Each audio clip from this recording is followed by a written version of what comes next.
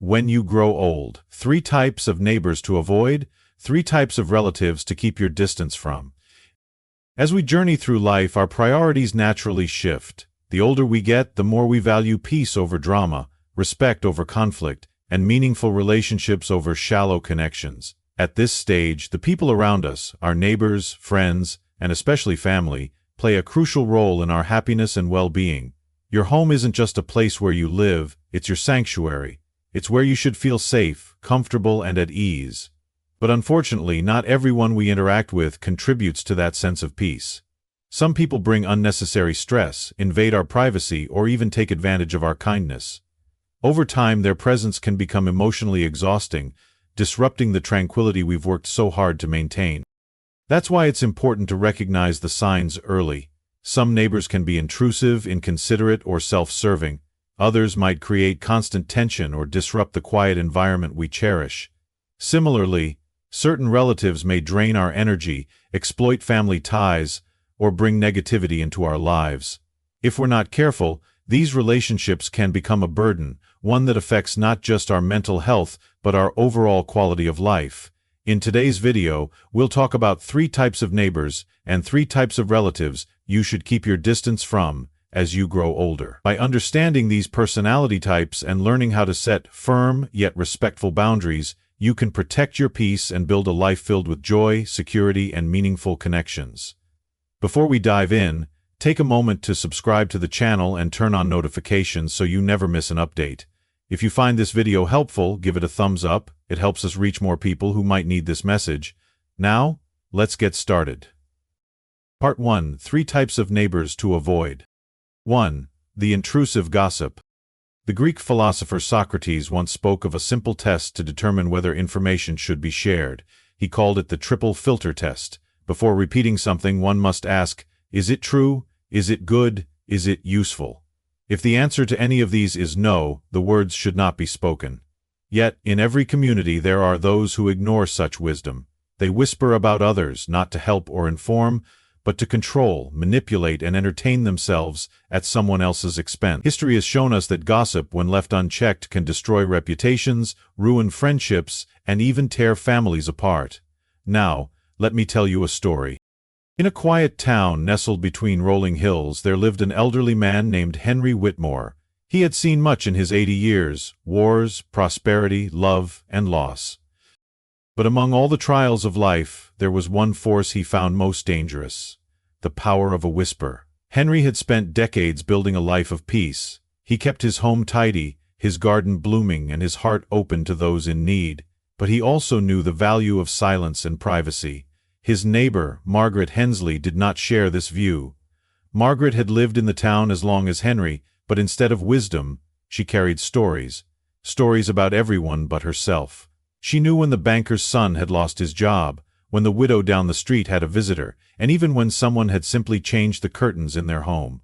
No detail was too small, no moment too private for her to whisper about over the fence. Henry had avoided her as much as possible, keeping his conversations brief, but one day her gossip finally reached his doorstep. It started with a harmless question. "Henry, dear, I saw a car parked in front of your house last night. Who was visiting so late?" Henry, not wanting to engage, simply replied, "Oh, just an old friend." The next day he heard whispers in the marketplace. "Did you hear? Old Henry's got a secret visitor. Some women. Must be scandalous at his age." By the time the story reached the local church, the harmless visit had turned into a wild tale of romance, inheritance, and hidden fortunes. Henry, who had only shared a quiet evening with his late best friend's daughter, who had come to town for a funeral, was now the subject of a fabricated town mystery. At first Henry laughed it off, but then he saw how people looked at him differently. Neighbors hesitated before greeting him, shopkeepers whispered as he passed by, and even his old fishing buddy Thomas asked, "Why didn't you tell me about your lady friend?" That's when Henry realized something.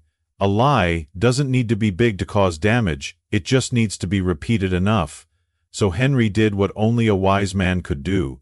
He didn't fight the rumors. He didn't confront Margaret. Instead, he began walking through town with a smile, saying nothing about the gossip, but carrying himself with confidence. When someone asked about the visitor, he'd shrug and say, "People will believe what they want. The truth doesn't need defending. And slowly, like a fire with no wood to burn, the gossip died. One day, Margaret approached him again. This time, her voice wasn't sharp and inquisitive. It was quiet. "Henry, I just heard something about me. People say I make up stories, that I twist the truth. Do you think that's true?" Henry looked at her, his eyes kind but firm, and repeated the words of Socrates. "Is it true? Is it good? Is it useful?" Margaret turned pale. She never asked about Henry's affairs again. Gossip has no loyalty. It will turn on anyone, even those who spread it. And privacy? Privacy is the last great freedom we have. Many of us have faced a Margaret in our lives, someone who watches too closely, listens too carefully, and speaks too freely about things they don't fully understand. We may be tempted to correct them, to defend ourselves, to set the record straight, but sometimes the best response is graceful silence. Have you ever been on the receiving end of gossip? How did you handle it? Let's share our experiences in the comments. How do you maintain your peace in a world full of whispering voices? I'd love to hear your thoughts. 2. The self-serving neighbor. The ancient Chinese philosopher Lao Tzu once said, "Those who give without expectation find harmony, but those who take without gratitude breed resentment." True relationships, whether with friends, family, or neighbors, should be built on mutual respect and balance. When one person constantly takes without giving, the relationship stops being genuine, it becomes a transaction, and worse, an obligation. Throughout history, great civilizations have fallen, not because of outside enemies, but because of internal imbalances, one group taking too much while others bear the burden. The same happens in our personal lives when we allow one-sided relationships to drain us. Now, let me tell you a story. In a small town where everyone knew everyone, Walter Simmons had lived for over 50 years. He had seen the town change, new families moving in, old neighbors moving out, but one thing never seemed to change. There was always someone who needed a favor. Walter was the kind of man who believed in helping where he could. He mowed lawns for widows, fixed broken fences, and gave away tomatoes from his garden to anyone who asked. He believed in kindness. Then came Jim Hendricks, a new neighbor who moved in just 3 houses down. At first Jim seemed friendly, always stopping by to chat, complimenting Walter's garden, and making himself at home in Walter's driveway. But Jim never came empty-handed, he always came with a request. "Hey Walter, could you help me move a couch?" "Walter, could I borrow your ladder? You wouldn't mind watching my dog for the weekend, would you?"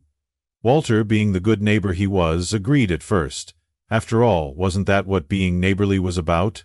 But something strange happened. The one time Walter asked for help, just to lift a heavy bag of soil, Jim wasn't available. "Ah, my back's been acting up," Jim had said. A week later, when Walter needed a ride after his truck broke down, Jim was suddenly too busy. Yet, the favors never stopped coming. Walter started noticing a pattern. Jim was not just asking for help, he was collecting debts without ever paying them back. Walter had become a resource, not a friend.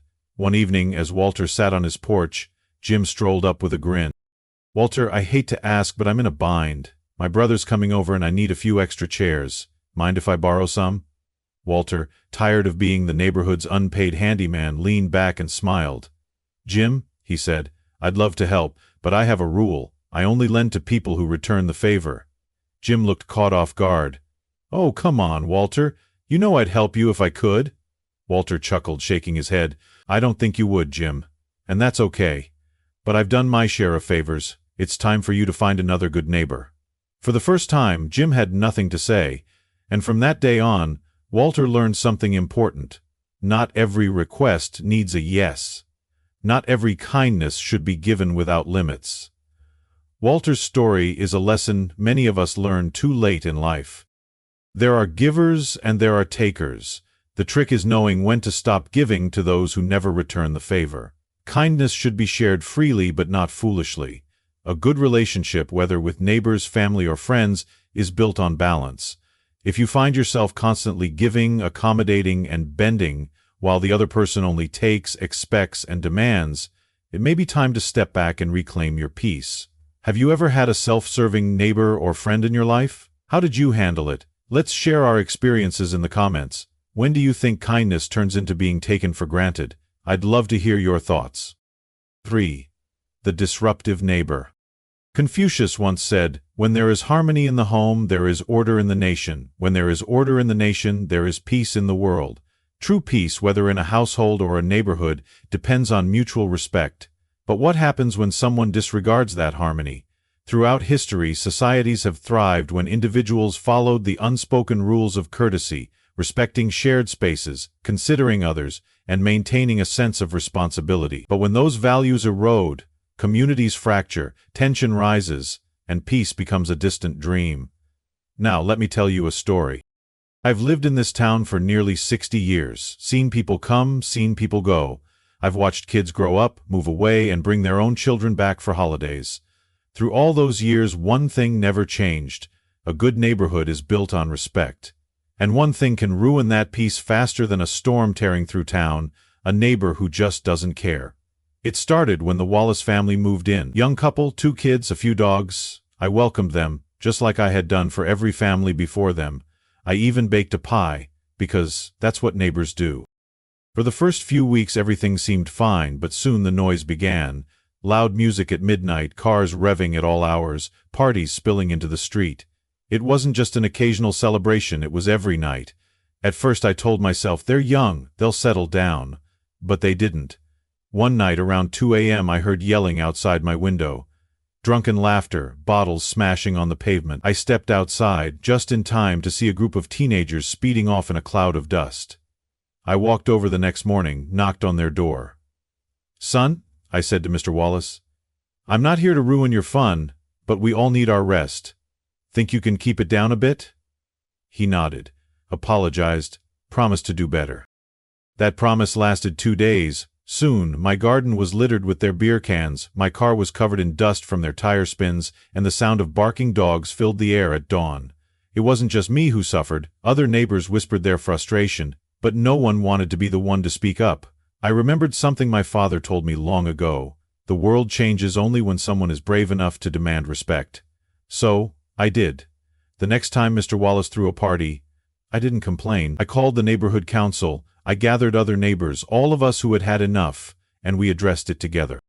Not with anger, but with unity. When the Wallaces saw that it wasn't just old Mr. Simmons complaining, but the whole street, things changed. They realized that a neighborhood isn't just a house with 4 walls, it's a community, and communities deserve respect. Too many people suffer in silence, hoping that disruptive neighbors will magically change. But peace doesn't come from waiting. It comes from taking action with grace and wisdom. If you've ever dealt with a noisy, disrespectful neighbor, how did you handle it? Did you speak up or did you let it slide? Let's talk in the comments. How do we balance being neighborly with protecting our peace? Part 2. 3 types of relatives to keep at a distance. The Roman philosopher Seneca once wrote, "Associate with those who will make a better man of you. Welcome those whom you yourself can improve." Family should be a pillar of love and support, yet history and experience teach us that not all relatives act in good faith. Some manipulate, take advantage, or bring unnecessary stress into our lives.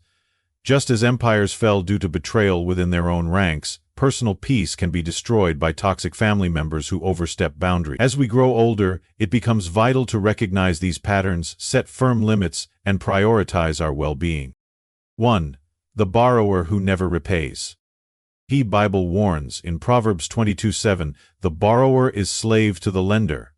The ancient Greeks echoed this truth. Plato taught that debts, when taken without responsibility, corrupt both personal character and relationships.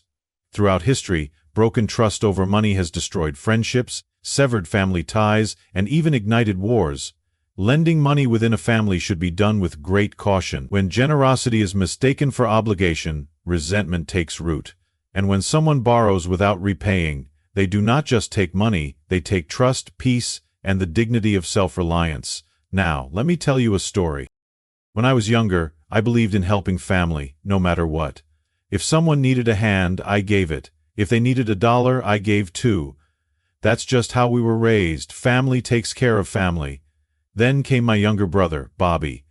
Bobby had a way with words. He could talk his way into anything, and out of responsibility. When we were kids, he borrowed my baseball glove and returned it ripped. When we were teens, he borrowed my bike and left it in the rain to rust. But back then I laughed it off. Then we got older, and the borrowing became bigger. One day Bobby showed up at my house looking desperate. "Joe, I'm in a tight spot. Can you lend me $500? Just for a week, I swear." I didn't think twice. Of course I gave it to him. A week passed, no call. 2 weeks, nothing. I finally asked and Bobby just smiled. "Oh, come on, Joe, you know I'd never stiff you. I'll get it to you next week." Next week never came. Months passed and I never saw that money again. But I saw Bobby spending. New clothes, dinners out, a weekend trip with friends. He wasn't broke, he just didn't think paying me back mattered. Then came the second request. "Joe, I just need $1,000 this time, just for a month." I paused. Something in me finally woke up. I wasn't just his brother anymore, I was his personal bank. So I asked him, "What happened to the last $500? He waved it off. "Oh, that? I'll pay you back when I can, but right now I really need this new loan." That was it. That was the moment I realized Bobby didn't see what I had given, he only saw what else he could take. I looked him straight in the eyes and said, "No." Not an explanation. Not a promise of maybe next time. Just no. Bobby laughed at first, thinking I was joking. When he realized I meant it, his smile faded. He got angry, accused me of being selfish, even told our mother I was turning my back on family. But I didn't feel guilty. I felt free. Because here's the truth. Giving should be an act of kindness, not an expectation. If someone never returns what they take, it's no longer generosity, it's exploitation. Some people borrow your money the way they borrow your patience, without any intention of returning it. If you don't set limits, you'll find yourself not just broke but exhausted, bitter, and resentful. So here's my advice. Never lend more than you can afford to lose. And if someone makes a habit of asking but never repaying, learn to say no. Have you ever had a family member or friend who took advantage of your generosity? How did you handle it? Share your thoughts in the comments. When does helping cross the line into enabling? 2. The self-absorbed relative. The Greek philosopher Epictetus once said, "We have 2 ears and 1 mouth so that we can listen twice as much as we speak." True relationships, whether with family, friends, or neighbors, are built on mutual respect, understanding, and reciprocity. However, some people live as if the world exists only to serve them. In history, entire empires have crumbled because of self-serving leaders who only took from their people, never giving back. Similarly, in personal relationships, a self-absorbed relative can drain your energy, leaving you emotionally exhausted. If a relationship only flows one way, it's not a bond, it's a burden. Now, let me tell you a story. I was raised to believe that family was everything. My mother used to say, "Blood is thicker than water, Helen. No matter what, you stand by your family." I carried those words with me my whole life, but no one ever warned me what to do when family only stands by you when they need something.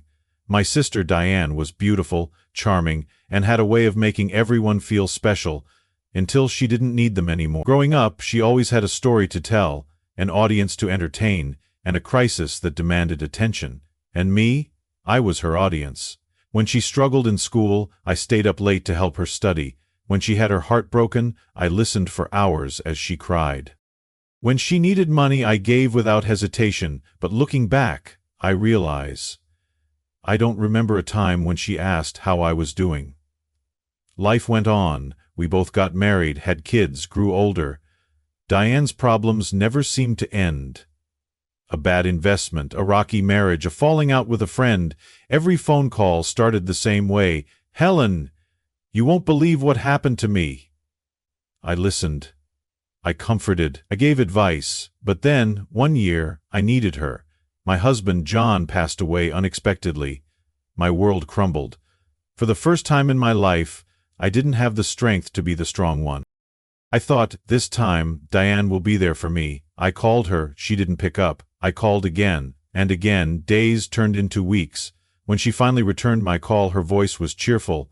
"Oh, Helen, I've been meaning to call. Things have been so crazy. You won't believe what happened with my neighbor." I sat in silence, waiting for her to ask about me. She never did.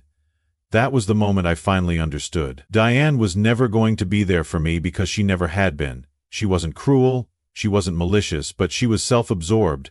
Her world revolved around herself, and the rest of us were just satellites caught in her orbit. So I made a choice. I stopped answering every call. I didn't rush to her side every time she needed an ear to listen or a hand to hold. I still loved her, but I stopped making myself emotionally available to someone who never gave anything back. At first, Diane didn't notice. But when she finally realized that our relationship had changed, she called me with a different tone. "Helen, I feel like we don't talk as much. Is something wrong?" For the first time in my life, I was honest. "Diane," I said gently, "I love you, but for years our conversations have only been about you. When I needed you, you weren't there. That's not fair, and I'm too old to keep pouring into a relationship that's one-sided." There was silence. I expected anger, maybe denial, but instead Diane let out a small breath. "I never realized," she admitted. "I've always just assumed you were okay." And that was the problem. She had never thought to ask.